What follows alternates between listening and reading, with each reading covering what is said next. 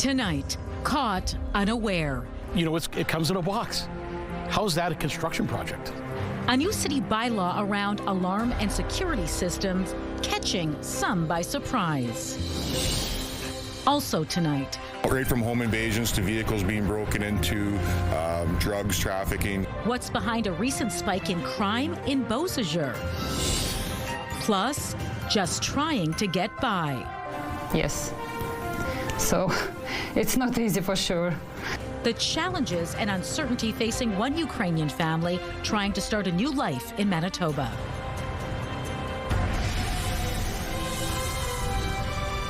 CTV News. Live from downtown Winnipeg with Marilee Caruso.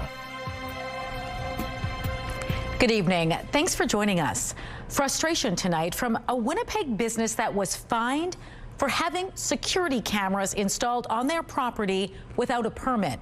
The fine stems from a City of Winnipeg bylaw, and it is catching people off guard. To explain, CTV's Joseph Bernacki joins us now live.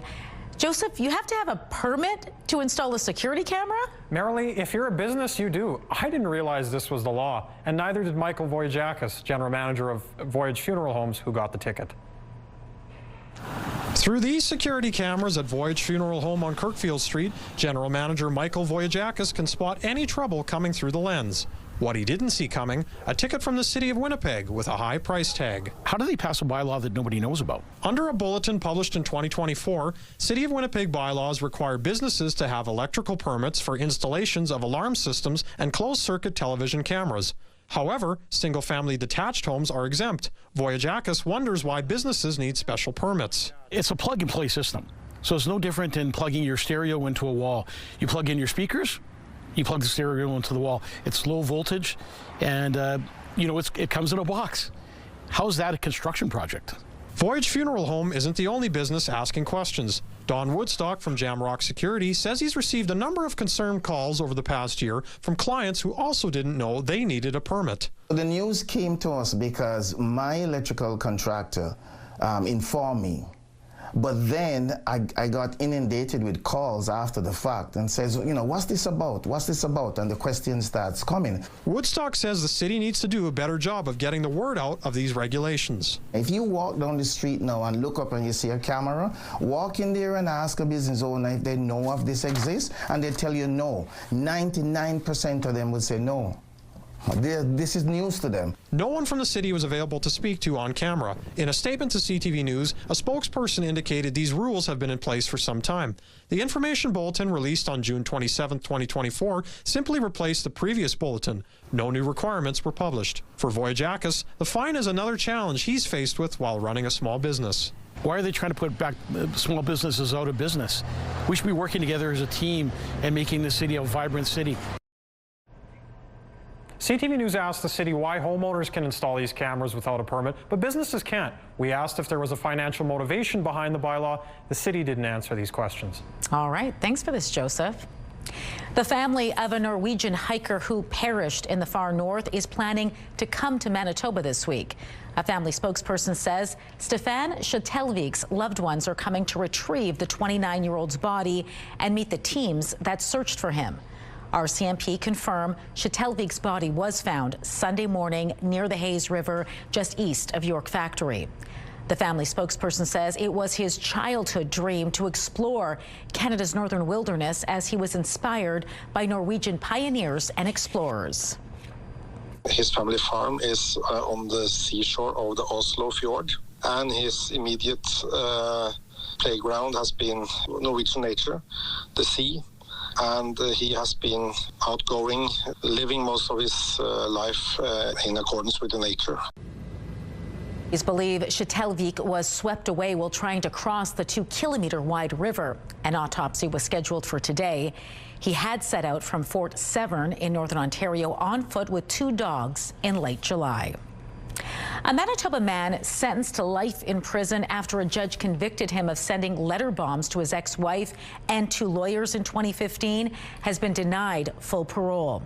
A parole board hearing for Guido Amsel took place earlier this month, 10 years after Amsel committed his crimes. The board found that despite Amsel's generally behaving positively while incarcerated, he shows no remorse for his actions and continues to believe he was set up by police and his ex-wife. Amsel, who is now 58, was found guilty in 2018 on 15 charges, including 4 counts of attempted murder. He was sentenced to life in prison with no chance of parole for 10 years. His trial heard he became so enraged over perceived mistreatment by his former wife and lawyers, he sent explosive devices to their work in July of 2015. Only one of those devices went off, causing a Winnipeg lawyer to lose her hand. A man is facing charges after a mail carrier was attacked while delivering mail. Police say it happened Friday in Waverly Heights. The mail carrier was allegedly confronted by a homeowner who pushed the person to the ground. A passing driver intervened. Police arrived and arrested a 21-year-old man. He was released with conditions. Parents across the city will be hunkered down in front of their computers bright and early tomorrow morning. That's when registration opens for fall and winter leisure activities. Registration for the ever-popular fall swimming and skating lessons sign-up gets underway at 8 a.m. for city residents. Those who live outside the city of Winnipeg can sign up Thursday at the same time. The city is warning people to make sure they're able to log into their online accounts before registration begins. If you do run into any problems, you can call 311. And in case you're wondering, there are 2,200 classes available this fall alone. All right, let's bring Colleen Brady now and get a first look at your Skywatch forecast. Fitting, we're talking about the fall leisure guide because it sure has felt like fall lately. Colleen. That fall feel is in the air, but if you still want to hang on to summer, fear not. Summer returns tomorrow. Some pretty warm temperatures for the south and warm as well for the north. As for the rain, we'll take what we can get, and it's been falling lightly over Winnipeg over the past 5 hours or so. Here's a look at it on the satellite radar. It continues to come out of the southern interlake through the city and further off into the southeast. There's not a lot left where this came from, and in behind that it is going to dry out, but like I say, it's also going to heat up. I'll show you how high coming up. Let's take a look right now through the Bath Fitter Live Eye. Bath Fitter, your bath and fitter. Let's try that again. Bath Fitter, your bath and shower experts for more than 40 years. There you go, folks. It's 16 degrees, light rain, winds out of the southeast at 12 kilometers an hour. The pressure is dropping, and the humidity right now, Marilee, is 86%. Thanks, Colleen. 2 people were hit by a vehicle and killed on a northern Manitoba highway. It happened Friday night on Highway 60, about 20 kilometers east of Highway 10. RCMP say a vehicle was traveling east on the highway when it stopped and 2 people got out and started walking. The vehicle was traveling with them. That's when a vehicle traveling west collided with the 2 pedestrians. A 29-year-old man and an 18-year-old woman, both from Chemawawin Cree Nation, were pronounced dead at the scene. Police say speed and alcohol are not believed to be factors in the collision. A collision reconstruction team is now investigating. 3.5 years after fleeing the war in Ukraine, a Winnipeg mother is fighting to keep her family secure both here and back home.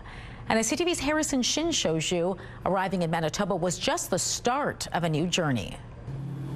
Just try my best to survive. Victoria Zamorska fled the war in Ukraine 3 years ago with her family. But her parents are still in Ukraine. She calls her parents every morning to check in, but says the connection doesn't always go through. It makes me feel so horrible.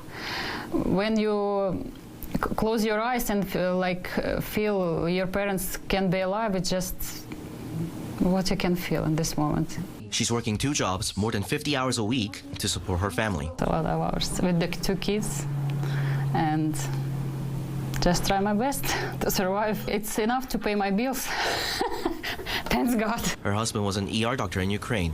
Here in Canada, he's helping with the wildfire efforts in the north after completing a paramedics course. Sometimes firefighters, they come back to the place where they live, not in a very good condition. Sometimes their legs are even broke. But even during his 12-hour shifts, he's not giving up on becoming a doctor again. It's not easy. You know, it's very expensive ones. So you need to really save some money to even do them. He's trying his best to support the family and study at the same time. Zamorska is not alone. Joel Ludanovsky, president of Ukrainian Canadian Congress in Manitoba, says our province has welcomed over 30,000 refugees. Some people have to do 2 and 3 jobs, yes, because they're not getting full-time jobs.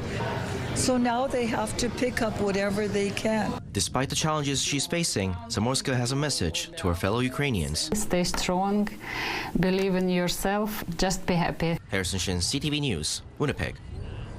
The Ukrainian community celebrated the 34th anniversary of Ukraine's independence Sunday. More than 60 newcomers, volunteers gathered at the Access Center in West St. Paul to help set things up. The event featured food, vendors, crafts, and a children's soccer game. With the ongoing war in Russia, organizers said the day was a chance to uplift people's spirits. As you know, we have welcomed a lot of people here, over 30,000. And I'm delighted to say that we've opened our hearts, our wallets, our doors, and our homes. And it's important to help these people who chose Manitoba. They chose to come here and are integrated into our province. Lewandowski also emphasized the resilience of Ukrainians and their strong sense of culture and tradition. Beausejour's mayor says repeat criminals from outside of his town are being released to Manitoba housing in his community. Since then, Ray Sherrill says theft, break-ins, and drug trafficking have significantly increased this summer. And as CTV's Jeff Keel shows you, the mayor says one of the offenders wasn't even from Manitoba. When Joyce Martin came in for the early shift a month ago, she had an uneasy feeling. Kind of panicky in a sense. The cook at Vicky's Snack Bar in Beausejour says the place was a mess. Someone had broken in during the night and stole a number of items. Quite a bit of food, and then also our cash that we had in our cash box was gone. Unfortunately, the business is not the only crime victim in Beausejour this summer. Mayor Ray Sherrill says crime has spiked here in the last couple of months. Right from home invasions to vehicles being broken into, drugs, trafficking, stuff like that in our community, and we're just not happy about it, and it needs to stop. Like other cities and towns, Sherrill says Beausejour is dealing with repeat offenders. But he says many are taking up residence in the town's stock of Manitoba housing and are on bail or under house arrest. He says one of the offenders was from as far away as Ontario. Sherrill says since then, he's noticed an increase in crime. 4 or 5% of bad housing in our community, and I mean from drug dealers living in them to thieves. And I'm getting tired of our ratepayers paying for this service and causing crime in our community. Sherrill wants to know why the courts are releasing them to these addresses in Beausejour and who is monitoring them. A statement from Justice Minister Matt Wiebe says Manitobans deserve to feel safe in their community.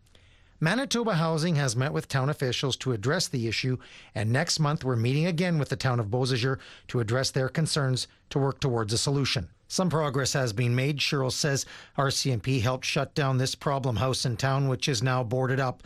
But he says they can only do so much. Our officers have been going right around the clock. The mayor has sent letters to the province's justice and housing ministers asking for a meeting. Jeff Keel, CTV News, Beausejour. The president of the Manitoba Chamber of Commerce says Ottawa's recent lifting of retaliatory tariffs on goods from the United States is understandable. But Chuck Davidson says Canada needs a conclusion to the trade war. This has been a challenge for business because they love to live in a world of certainty. Friday, Prime Minister Mark Carney announced Canada was removing all retaliatory tariffs on goods from the United States that comply with the CUSMA trade agreement. Tariffs remain on steel and aluminum products as well as automobiles. Davidson says Manitoba businesses have been dealing with uncertainty for the past 8 months, which is preventing investment or expansion. We need to find a conclusion to this situation, whether it's a 0% tariff and we're back to how we were pre all of this nonsense, or the best deal that we can for Canada. That's what's most important for businesses and for the average Canadian consumer.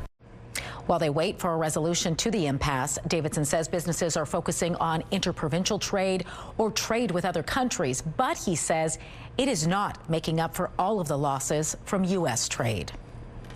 The future of a contentious project near the Osborne Bridge will be on the line tomorrow. The municipal board is set to hear submissions and objections to the plan to redevelop the west side parking lot of Granite Curling Club. The city has voted to rezone the lot and turn it into affordable housing. The Curling Club says losing the parking lot would be disastrous for its future. Tomorrow's hearing is taking place at Norwood Community Center. Anyone wanting to present needed to register 10 days before the meeting.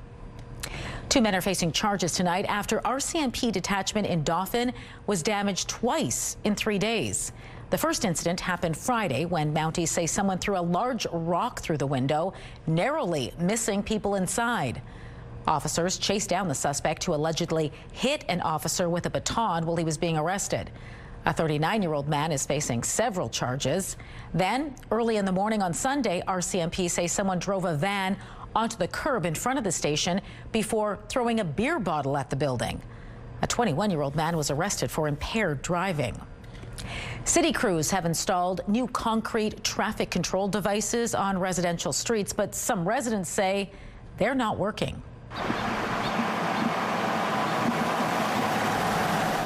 You're looking at them there. The city calls them traffic calming curbs. The giant blocks are designed to force drivers to slow and steer away from pedestrian crossings. These blocks, you see, are located on Cambridge Street in River Heights. One resident there tells us he has not noticed any change in driving behaviors around those blocks. And all I've noticed is that the buses continue to go as fast as they've ever gone. People who observe the speed limit continue to do so, and those that continue to speed continue to do so. It has not forced anybody to slow down on here. The curbs are at 13 different locations, typically on residential streets near schools and crosswalks. The city says the blocks are just a temporary measure until the city has a budget to make permanent changes to the streets.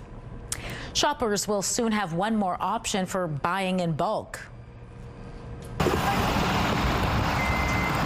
On social media, Costco says its location on Portage Avenue West near Assiniboia Downs will now open November 13th. Construction on the 166,000 square foot store began back in September. It's part of the 70-acre Westport Festival, a planned development including retail, hotels, restaurants, and offices. It will be Winnipeg's 4th Costco location. A new basketball court is opening in one of the city's fastest growing neighborhoods. Eaglewood Park in Waverly West officially opened its regulation-sized basketball court Saturday. The court is designed to host tournaments and league games. City Councillor Janice Luke says there has been an enthusiastic response from families. I was talking to one mom earlier. She says she's probably more excited about this than her kids because she doesn't have to drive them to other basketball courts. They're just excited that it's in their neighborhood, right? We've got such a huge population of children here and youth, and to be able to come out and just play basketball anytime. Local MP Terry Duguid praised the collaboration between federal and municipal governments. He also shared a hopeful message that the next MVP in the National Basketball League might just come from Prairie Point, started right there on that court. Still to come tonight, Prime Minister Mark Carney visits Poland as he continues his European tour. I think what it indicates is that the landscape has changed. We will have more on the visit and the efforts to boost defense ties. Plus, did you file a complaint recently over issues arising from the Air Canada strike? You may be waiting a while to hear back. We will explain just ahead.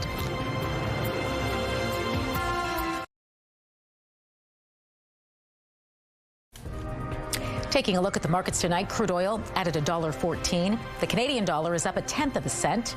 Gold lost $1. The TSX fell 163 points. The Dow Jones dropped 349 points, while the Nasdaq closed 47 points lower. Alberta's premier says Manitoba isn't doing all the math in deciding to provide the COVID-19 vaccine for free. Danielle Smith is defending Alberta's move to start charging for the shot after the federal government stopped paying for it. I don't think that they've done the analysis that we've done. If they, I think they're going to be a bit shocked after they have to pay for it themselves. Speaking on her weekend radio show, Smith said BC and Manitoba may regret giving away the vaccine. Alberta is going to charge most people $100 for the shot. Manitoba says it will offer the vaccine free of charge, even to anyone from Alberta who wants one. The Alberta government says it's charging for the shot because it's expensive and more than half go unused. CTV News has asked the provincial government for a response to Smith's comments and to how much of the vaccine here in Manitoba goes to waste. We're still waiting for a response. Prime Minister Mark Carney continues his hunt for new friends amid Canada's trade war with the U.S. Well, he spent much of today in Poland to announce a new strategic partnership there.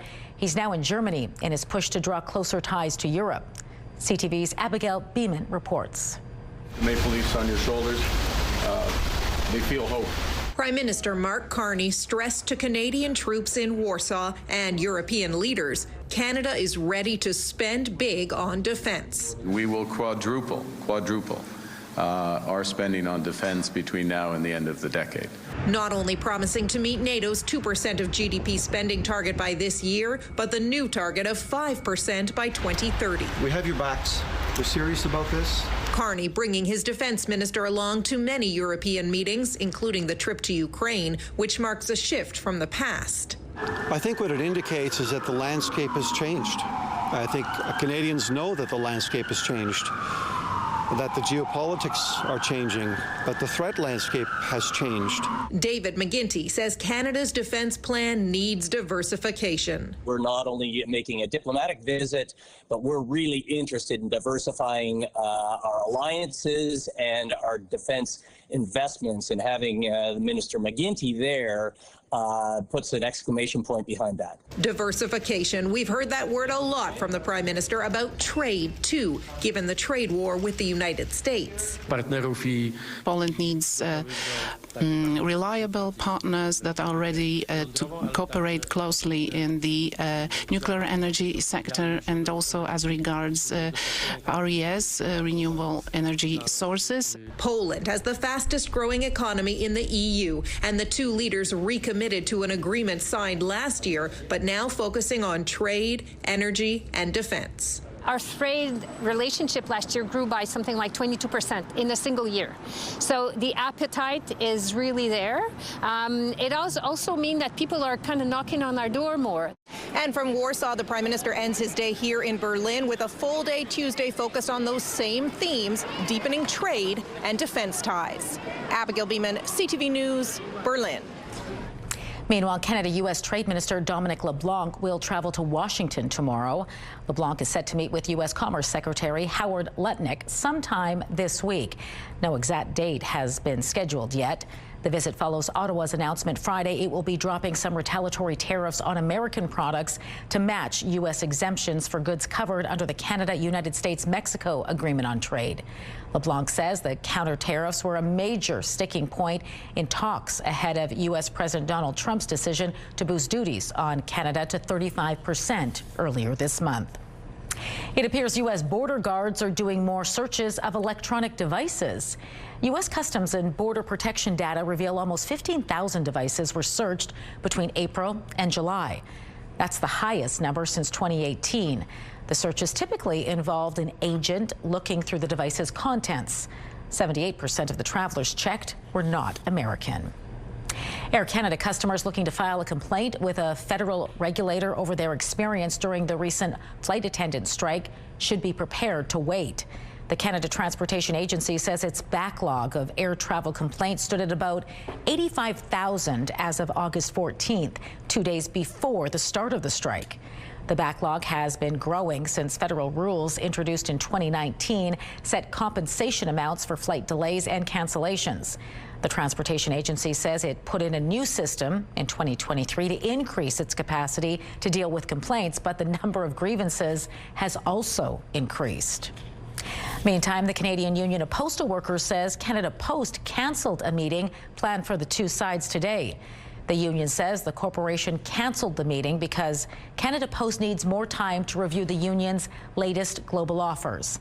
The union, representing 55,000 workers, did not share a new date for negotiations to resume.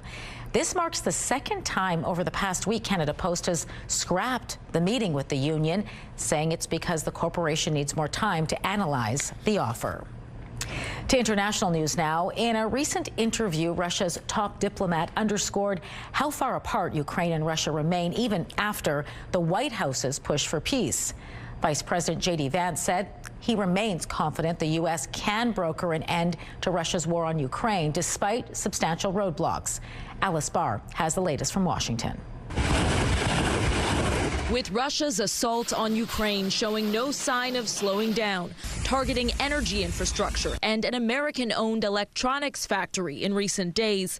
Two very different views are emerging from the U.S. and Russia about the prospects for peace. Vice President J.D. Vance pointing to progress after President Trump met separately with Russian President Putin and Ukrainian President Zelensky. This is the energetic diplomacy that's going to bring this war to a close. While Russian Foreign Minister Sergei Lavrov threw cold water on the president's push for a Putin-Zelensky meeting. There is no meeting planned. Putin is ready to meet with Zelensky when the agenda would be ready for a summit.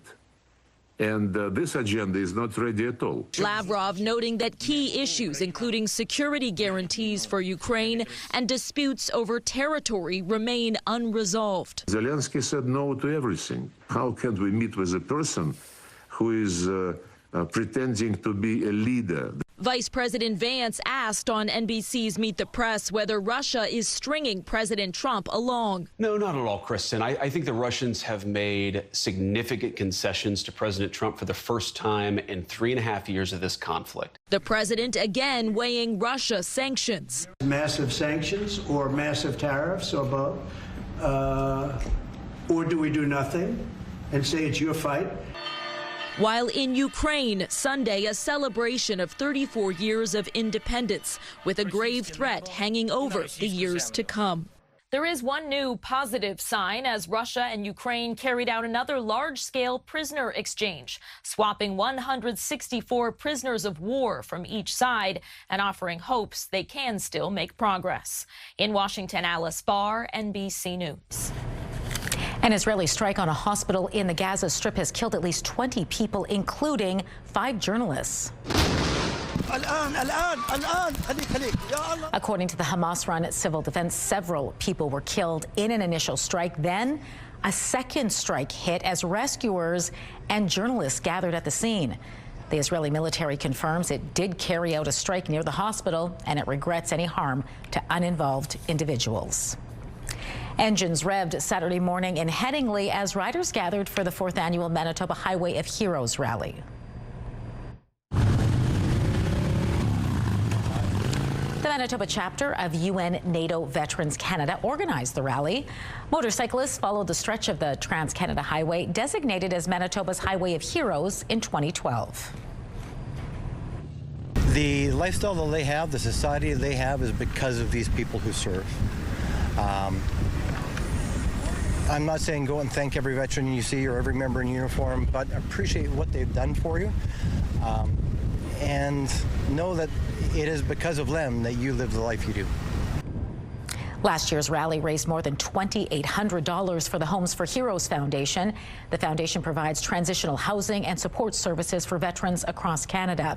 This year's rally will also raise money for the planned Winnipeg Kinsman Veterans Village, which is currently in the design phase. Well, that is a wrap on the 2025 Canada Games. We'll tell you how many medals our hometown athletes are bringing back to Manitoba. It's not quite a wrap yet on the month of August, but we're getting there. That means the normal high for this time of year is starting to get a little cooler, around 23 degrees. But by Wednesday, we're above it, 25. Mix of sun and cloud. There's a low chance of showers, but still worth a mention. Sunshine Thursday, 24 degrees. Back up to 26 Friday under a mix of sun and cloud. A hot weekend in store. Sunshine Saturday and Sunday, both days forecast highs of 27.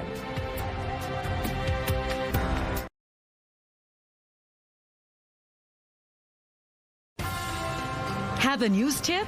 When you see news happening, let CTV News Winnipeg know. Text your tips, pictures, and videos to 10400. That's 10400. Message and data rates may apply.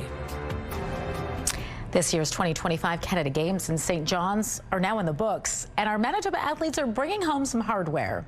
After 2 weeks, Manitoba finished the contest with 34 medals in total. That includes 12 gold, 10 silver, and 12 bronze. Swimming was a big event for Manitoba, with Maxine Lavitt winning 6 swimming medals and Tegan Ann Purvis winning 5. The Canada Games happen every 2 years and alternate between winter and summer events. Quebec is set to host the next one, the Winter Games, in 2027.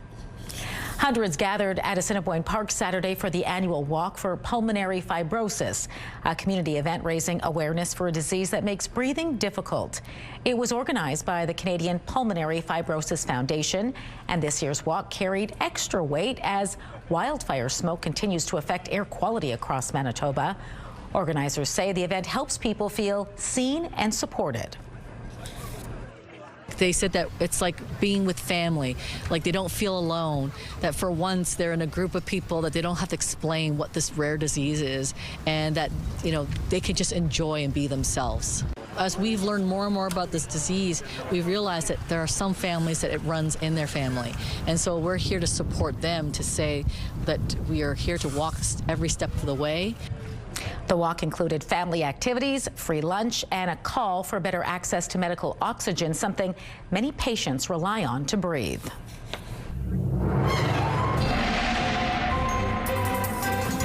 CTV Skywatch Weather brought to you by South Beach Casino and Resort. Visit southbeachcasino.ca. Saw a lot of those walkers bundled up. It was a cool weekend, Yes. cool start to the work week, but the good news is you found summer. You know, and it's always a debate at this time. There are folks I've heard that say bring on fall. Other folks want to hang on to summer heat. Well, we've got a little bit of something for everyone, don't we? It's been a little cool, as you've noticed over the last few days. It's going to warm up considerably tomorrow. Really pretty stable conditions for the rest of the week. Temperatures certainly on the higher side tomorrow, up around 27. And then you'll see, you saw already actually through the long range forecast, they'll stay quite mild for this time of year. The rain, we'll take what we can get. There's a little bit that continues to fall lightly coming out of the Inner Lake through Winnipeg still and into southeastern Manitoba. There's not a lot with it. It's been falling lightly though for the last 5-6 hours or so here in Winnipeg, but it will move on out later on this evening. Apart from that, not much to show you tonight on the Futurecast. We are under the influence of an upper ridge of high pressure over Western Canada. That means clear skies for the most part. It also means quite light winds, and it will also mean heat tomorrow across the south. Temperatures jumping up into the upper 20s in the north, mid-20s in a lot of places. And once we get into the afternoon, around the start of the noon hour, we get rain that will start to push into the northeast part of the province. Even Churchill, you might even start to see it show up earlier than that. 5-10 millimeters expected there. Now, places like Thompson and Gillam, you'll get some sun in the morning, clouding over in the afternoon before that rain spreads into your communities. Island Lake, that rain gets to you by tomorrow night. Meanwhile, down here in the south, you notice not much happening under the influence of that high pressure. The sky is clear for the most part, and the temperatures will be warm and the winds too will be light. Fairly clear skies overnight as we go into Wednesday, and a little bit of precipitation pops up in the northeast. Outside chance of a little bit of it making its way further south into the southeast. But for tonight, that rain still coming down lightly anyway. Light winds out of the southwest, 10 kilometers an hour. Partly cloudy overnight, down to 12 degrees. Mostly sunny for the commute tomorrow, 14. Still those light winds out of the southwest at 10. They stay that way throughout the afternoon as we heat up to 27 degrees. And as I mentioned, the normal high now is just 23, so well above normal tomorrow. Speaking of which, Tuesday, the UV index for Winnipeg is 6 or high. Around the province tonight, partly cloudy in Churchill, dropping down to 9 degrees. Just a few clouds through Gillam, Island Lake over to Thompson. 8 for Thompson overnight. And then again, Thompson and Gillam, some sun in the morning. Rain gets to you in the afternoon. Sunny in Island Lake tomorrow. 22 degrees there before the showers will move into your community. Clear or just a few clouds tonight across the northwest. Overnight lows between 10 and 13 degrees. And then tomorrow, sunny or a mix of sun and cloud for most areas. As warm as 26 for OCN and the Pot. 25 in Flin Flon, Lynn Lake, Norway House, right up there too at 23 degrees. In the southwest tonight, Dauphin and Swan River, just a few clouds over your regions, down to 8 degrees, partly cloudy for Neepawa and Brandon, but all the way down to just 6. Tomorrow, a mix of sun and cloud for Brandon and Neepawa, 25 there. Dauphin and Swan River, also a mix of sun and cloud, up to 24, but there is the low chance you'll see some showers come through tomorrow afternoon. Winnipeg and the southeast, we have the evening rain showers coming through right now. They will end later on this evening. Then we'll see partly cloudy skies around the region. Down to 11 here in Winnipeg, a little cooler outside the city, 9-10 degrees. And then tomorrow, quite sunny, quite warm. A lot of places hitting 26, 27, 27 for Winnipeg, 24 to the east, and even further east tonight into northwestern Ontario. Varying amounts of cloud, fog expected overnight. Overnight lows in the single digits, as cool as 6 in Dryden, sunny in Dryden and Kenora tomorrow. Clouds stick around over Fort Frances, 23, 24 degrees in those areas. Our theme tonight, sunsets, rainbows and showers this weekend on Lake Winnipeg. This was is Alex's view from Gimli on Saturday evening. And then Sunday evening, this is what it looked like from Jennifer's perspective, just down the road at Sandy Hook. Send us your weather photos to Winnipeg Weather at ctv.ca. The dementia diet. What foods a new study has found will reduce the risk of getting the health condition?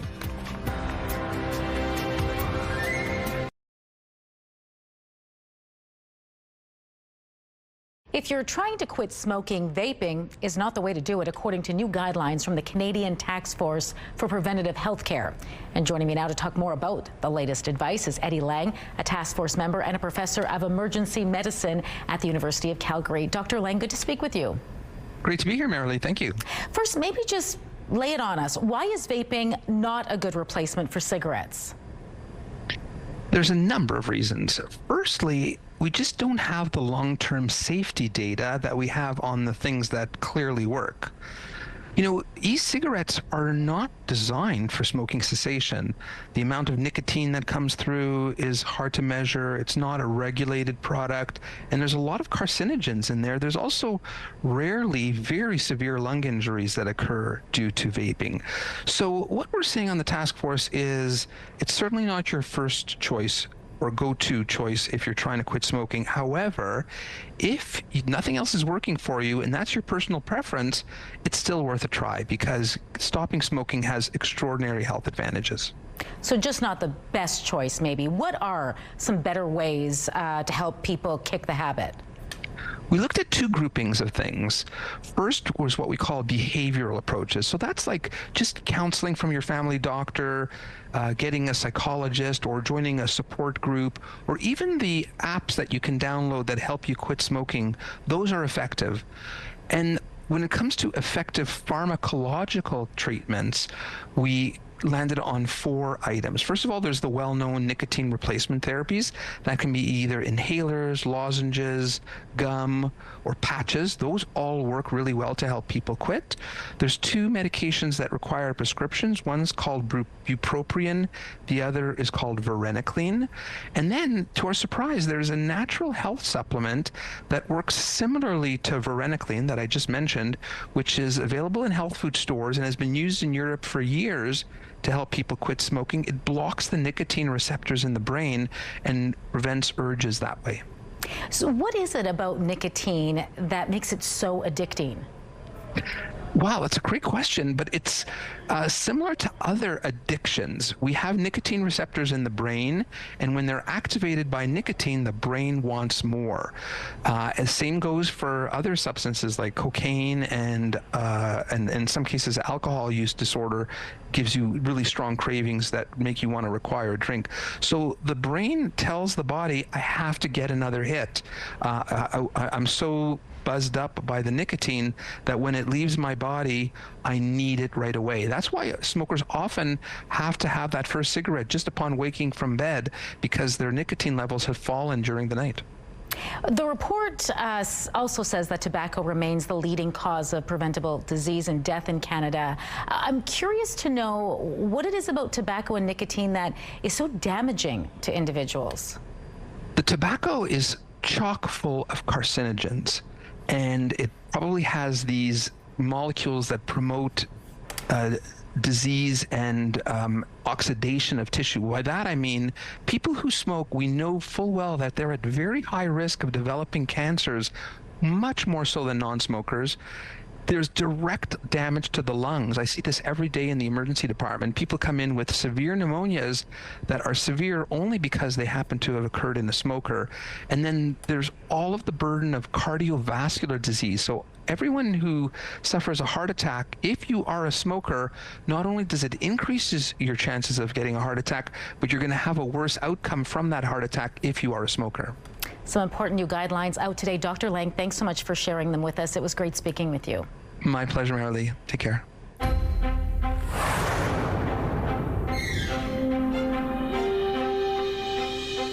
A new study suggests a Mediterranean diet lowers the risk of dementia for people most at risk. A new study shows those who closely follow the diet lowered their risk of dementia by at least 35%, and those with 2 copies of the APOE4 gene. That gene is a major risk factor for Alzheimer's. This isn't the first study to link the diet with lowered dementia risk, but it does show the effect was more profound in those at highest risk. The Mediterranean diet focuses on vegetables, fruits, nuts, whole grains, fish, and olive oil, and very little alcohol or red or processed meat. The pace of life tends to pick up in the fall. Here's CTV's Mandy Gaither on how to slow it down. From the time you wake up to when your head hits the pillow again, many of us stay busy, and experts say constantly being on the go can lead to stress and anxiety. Let's face it, life can be hectic, but making sure you stay mindful can help keep you cool, calm, collected. Dr. Sanjay Gupta says the first way to do that is simply focusing on your breathing. Deep breathing is a technique where you take air in slowly through the nose and then out through the mouth using the diaphragm and abdominal muscles. Just doing that for 90 seconds, or even just taking 3 long, deep breaths, can help change the rhythm of your breathing, which then slows your heart rate and lowers your blood pressure. The next strategy Gupta suggests isn't always an easy one, but he says practicing self-compassion can actually help calm your mind and body and reduce stress. Take 20 seconds to rub the back of your neck or squeeze your upper arms, like a hug. It's a quick way to self-soothe and ease anxiety. Finally, Gupta says just 1 minute of daily meditation can clear your head and slow your breathing. After just a few weeks of these short meditations, you might want to add more time to the routine. For Health Minute, I'm Mandy Gaither. Medical Watch is brought to you by Manukin Koster Denture Clinic. A box office surprise, how a movie that debuted on streaming is doing now that it's been released in theaters.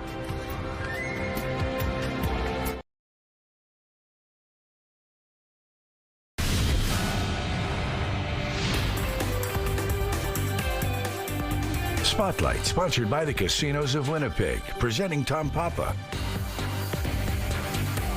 A mega hit Netflix film that had special screenings in cinemas this weekend reached #1 at the box office. The world will know you as pop stars.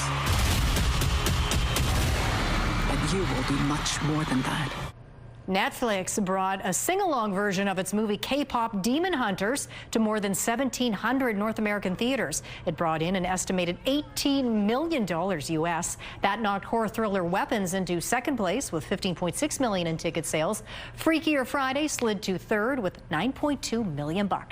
Well, one of the most influential musicians of the generation is returning to the big screen.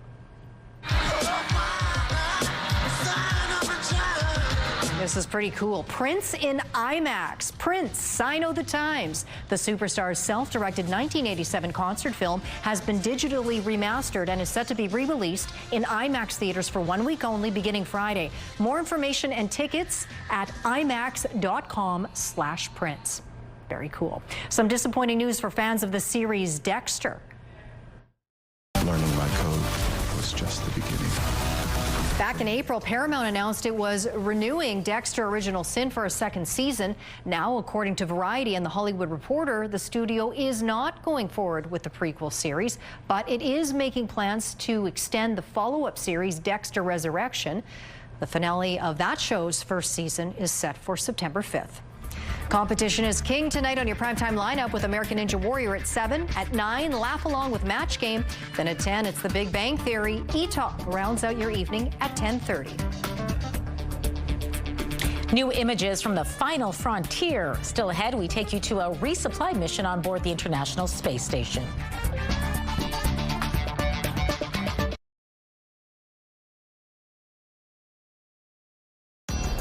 Women's clothing provided by R.W. & Company. Salon services provided by S&T Spa Salon. 16 degrees right now. The rain still coming on down in Winnipeg. Light winds out of the southeast at 12 kilometers an hour. Now, depends where you are in the city. Rain in some parts of the city. Out at the airport, it looks like the rain has tapered off. But a cool day, 19 degrees in Winnipeg. The lowest temperature today, chilly 6. Normal high for this time of year is 23. Obviously, no match for that record set way back in 1920. Tonight, partly cloudy overnight. We drop down to 11. 27 and sunny on Tuesday, 25 Wednesday, 24 in the sun Thursday, back up to 26 Friday, and then merrily a hot and sunny weekend with hot highs both days of 27. Thanks, Colleen. Finally, tonight, we've got some pretty cool images to show you as a SpaceX cargo ship docked with the International Space Station this morning. Check this out. The Dragon capsule arrived at the station delivering 5,000 pounds of supplies and scientific experiments. The capsule successfully docked at the forward port of the International Space Station's Harmony module. This is SpaceX's 33rd resupply mission for NASA. While connected to the ISS, the Dragon capsule will also perform a series of engine burns to help maintain the lab's altitude. The SpaceX Dragon capsule will eventually carry samples and other scientific gear back to Earth. Pretty cool. Well, I understand none of it, but it is very cool to look at. I think it's, yeah, probably easier for that capsule to do it than people. Well, certainly me. Yeah, me too. All right, we'll be right back here on Earth tomorrow. Hope to see you then.